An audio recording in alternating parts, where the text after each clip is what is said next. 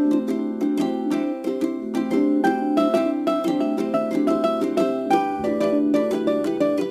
Everyone, welcome back to Barita classes. मैं हूँ ऋचा श्रीवास्तव। मैं आपका class 9 fundamental unit of life cover कर रही थी, जिसमें मैंने आपको फंडामेंटल यूनिट ऑफ लाइफ होता क्या है और उसमें मैंने आपको बताया था कि सेल को जब माइक्रोस्कोप के अंदर रख करके देखते हैं तो उसमें हमें सबसे पहले कौन कौन से स्ट्रक्चर दिखाई देते हैं, जिसमें मैंने आपका cell wall and cell membrane cover किया था, न्यूक्लियस मैंने कवर कर दिया था। अब न्यूक्लियस के बाद मैंने आपको क्रोमोसोम के बारे में भी बताया है, लेकिन अब मैं क्रोमोसोम के बाद ये सोच रही थी कि मैं आपको सेल डिवीजन भी बता दूं, क्योंकि आपका सेल डिवीजन जो है वो फंडामेंटल यूनिट ऑफ लाइफ जो चैप्टर है आपका उसमें सबसे लास्ट में दिया हुआ है। लेकिन अब क्योंकि जरूरत क्रोमोसोम की यहाँ क्रोमोसोम के बाद सेल डिवीजन को समझाने की पहले है, इसलिए मैं आपका सेल डिवीजन पहले कवर करूंगी, बाद में सेल ऑर्गेनेल्स पर आऊंगी। ठीक है, अब स्टार्ट करते हैं। सेल डिवीजन होता क्या है और सेल डिवीजन के बारे में बताया किसने था, सेल डिवीजन को कितने टाइप में डिवाइड किया गया है, ये सारी चीजें आज मैं आपको एक्सप्लेन करूंगी। ठीक है, तो चलिए स्टार्ट करते हैं। सेल डिवीजन, सेल का डिवीजन होना या सेल का डिवाइड होना, यही प्रोसेस क्या कहलाता है, सेल डिवीजन कहलाता है। ठीक है, सेल डिवाइड होगी कैसे, जो सेल पहले से मौजूद है या प्री एग्जिस्टिंग सेल्स जो हैं उन्हीं से एक नए सेल का फॉर्मेशन हो जाएगा, यही प्रोसेस क्या कहलाता है, सेल डिवीजन कहलाता है। ठीक है, सेल डिवीजन के बारे में सबसे पहले बताया किसने था, तो सेल डिवीजन के बारे में सबसे पहले बताया था किसने, स्ट्रासबर्गर ने। ठीक है, ये स्ट्रासबर्गर साइंटिस्ट नेम एक जगह और आया है, कहाँ पर आया है, क्रोमोसोम में। क्रोमोसोम की भी डिस्कवरी किसने किया था, स्ट्रासबर्गर ने किया था। ठीक है, इसे याद कैसे रखना है, बर्गर तो सबको पसंद है, बर्गर सब खाते हैं। ठीक है, तो बर्गर से आप याद रख सकते हैं कि प्लांट सेल में स्ट्रासबर्गर ने 1875 में सबसे पहले सेल डिवीजन के बारे में बताया था। ठीक है, बर्गर में ज्यादातर वेजिटेबल्स ही पड़े रहते हैं, तो वेजिटेबल्स पड़े रहते हैं, उससे आप याद रख सकते हैं कि प्लांट वेजिटेबल्स किस कैटेगरी में आते हैं, प्लांट की कैटेगरी में आते हैं। ठीक है, तो प्लांट सेल में सबसे पहले स्ट्रासबर्गर ने क्या किया था, 1875 में सेल डिवीजन की डिस्कवरी किया था। ठीक है, लेकिन एनिमल सेल में किसने किया, तो एनिमल सेल में सबसे पहले किसने किया था, फ्लेमिंग ने। इसने फ्लेम फ्लेम आग लगा देना, आग लगा दिया, आग लगा दिया, ऐसा बोलते हैं ना, तो वो क्या है, फ्लेमिंग। फ्लेमिंग ने किसने किया, क्या किया था, एनिमल सेल में किस चीज की डिस्कवरी किया, सेल डिवीजन की। ठीक है, और कब किया, 1879 में।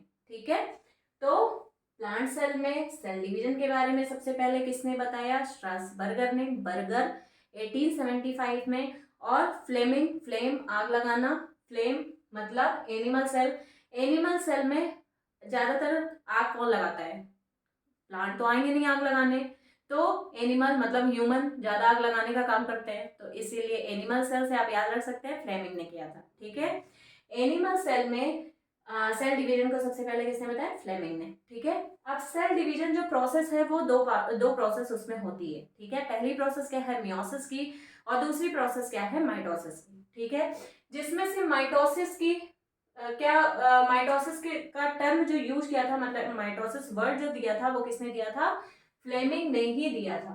ठीक है, सेल डिवीजन में सेल डिवीजन की प्रोसेस जो होती है वो एनिमल सेल में सबसे पहले किसने बताया, फ्लेमिंग ने बताया, और माइटोसिस टर्म का यूज भी किसने किया था, फ्लेमिंग ने। प्लांट सेल में किसने डिस्कवरी किया, बर्गर ने, स्ट्रासबर्गर ने 1875 में। अब माइटोसिस और मियोसिस ये दो प्रोसेस होती है।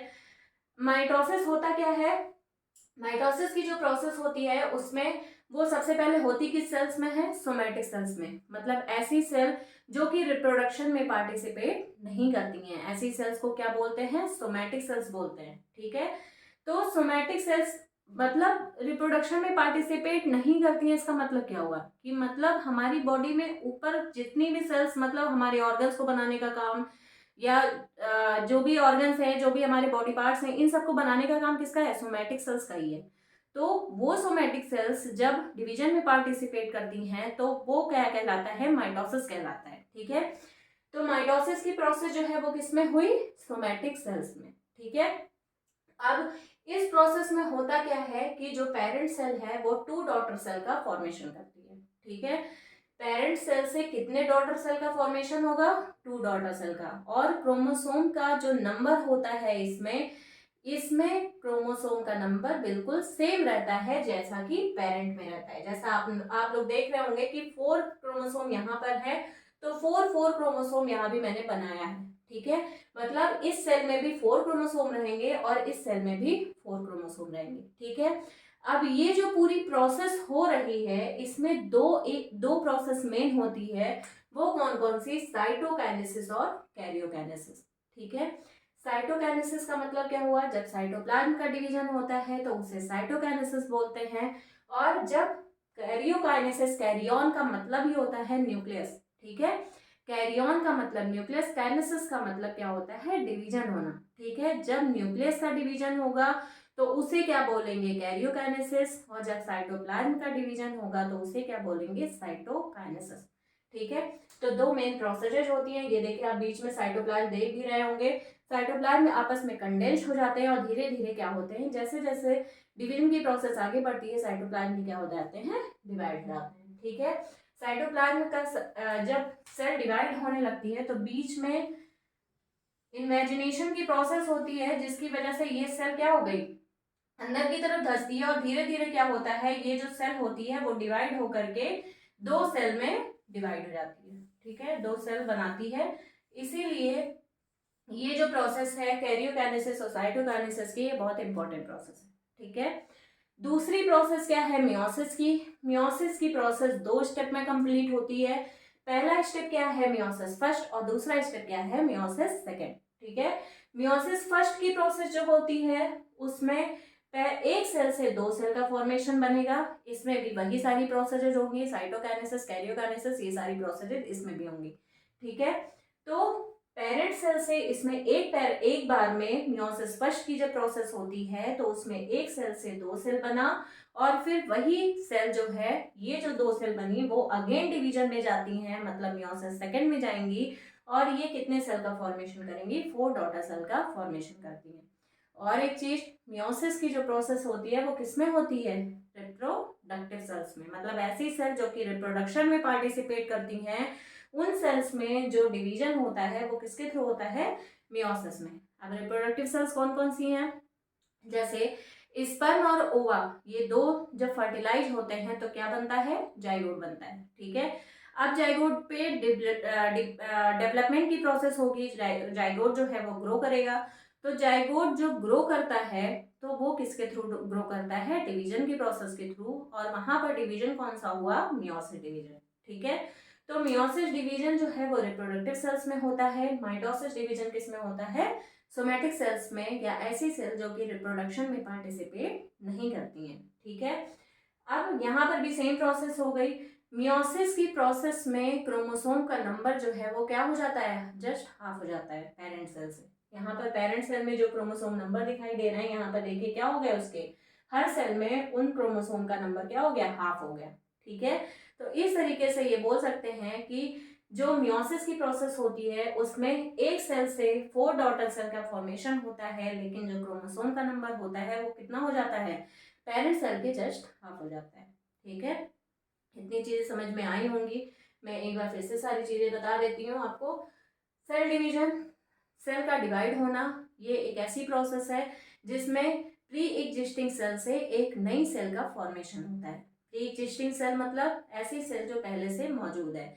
जैसे हमारी बॉडी में अगर कोई इंजरी हो गई या कोई घाव हो गया तो वहां पर जो सेल डैमेज हुई है उस डैमेज सेल को, डैमेज्ड सेल को रिप्लेस करके जो नई सेल बन रही है वो किस प्रोसेस के थ्रू? इसी सेल डिवीजन प्रोसेस के थ्रू। लेकिन वहां पर भी कौन सा सेल डिवीजन होगा? माइटोसिस होगा, क्योंकि माइटोसिस ही सोमैटिक सेल्स में होता है, मियोसिस जबकि किस में होता है? रिप्रोडक्टिव सेल्स में। तो अब हमारे ऑर्गन्स को या हमारे बॉडी पार्ट्स को जो सेल्स बनाने का काम कर रही हैं, जो सेल डिवीजन प्रोसेस के थ्रू बन रहा है, वो कौन सा सेल डिवीजन है? माइटोसिस है, ठीक है। तो माइटोसिस की डिस्कवरी किसने किया था? सेल डिवीजन के बारे में सबसे पहले किसने बताया था? स्ट्रासबर्गर ने। बर्गर मतलब प्लांट सेल में बताया। ठीक है, कब बताया? 1875 में बताया। ठीक है, फ्लेमिंग ने किस में बताया? एनिमल सेल में बताया। एनिमल सेल फ्लेम, ये मैंने आपको अभी बताया है कि आग लगाने का काम कौन करता है? एनिमल ही करते हैं। तो एनिमल सेल में सबसे पहले किसने बताया? फ्लेमिंग ने सेल डिवीजन के बारे में बताया। कब बताया? 1879 में। ठीक है, उसके बाद माइटोसिस जो टर्म दिया था वो किसने दिया था? फ्लेमिंग ने दिया था। माइटोसिस और मियोसिस होता क्या है? दो तरीके से सेल डिवीजन होता है हमारी बॉडी में। पहला माइटोसिस होता है। माइटोसिस जो है वो कौन सी प्रोसेस है? ये केवल सोमैटिक सेल्स में होती है और इसमें पेरेंट सेल जो है वो डिवाइड होती है और टू डॉटर सेल का फॉर्मेशन करती है। इस प्रोसेस में दो मेन प्रोसेसेज होती हैं।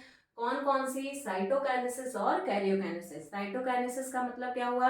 जब साइटोप्लाज्म का डिवीजन होता है तो उसे साइटोकाइनेसिस बोलते हैं, और जब कैरियोकाइनेसिस मतलब जब न्यूक्लियस का डिवीजन होगा तो उसे क्या बोलेंगे? कैरियोकाइनेसिस।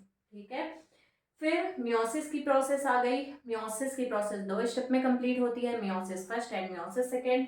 मियोसिस फर्स्ट की प्रोसेस में एक सेल से दो डॉटर सेल का फॉर्मेशन होता है। यही दोनों daughter cell again meiosis second में जाएंगे और डिवीजन करके कितने सेल का फॉर्मेशन करेंगे?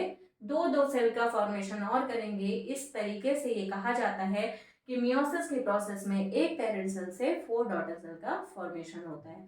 मियोसिस की प्रोसेस रिप्रोडक्टिव सेल्स में होती है और मियोसिस की प्रोसेस में जो क्रोमोसोम का नंबर होता है वो पेरेंट सेल के जस्ट हाफ हो जाता है। ठीक है, इतनी चीजें आपको समझ में आई होंगी।